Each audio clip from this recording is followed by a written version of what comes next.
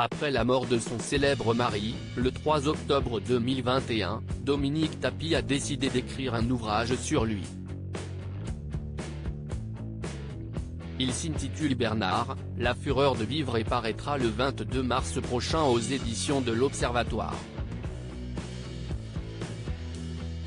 Quand Bernard est mort, j'ai été emporté par une véritable tornade. J'avançais comme dans un cauchemar. Jean-Louis Borloo, qui était un grand ami de mon mari, m'a soufflé cette idée. Parce que ce serait une bonne thérapie, m'a-t-il dit, ce qui s'est avéré. Il pensait aussi que notre histoire d'amour intéresserait sûrement les gens. Et puis c'était le moyen pour moi de rétablir certaines vérités, explique-t-elle dans le nouveau numéro de Paris Match, dans les kiosques ce jeudi 16 mars et pour lequel elle apparaît en couverture. Cet entretien était notamment l'occasion pour la veuve de l'ex-président de l'Olympique de Marseille d'en dire davantage sur la personnalité de l'homme avec qui elle partageait sa vie.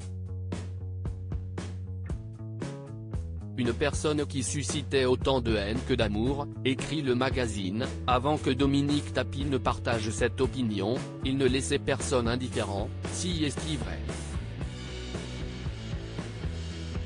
On l'aimait ou on le détestait.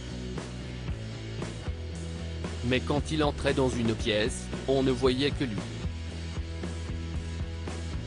Une prestance qui a permis aux politiciens d'avoir beaucoup de succès auprès des femmes, reconnaît-elle.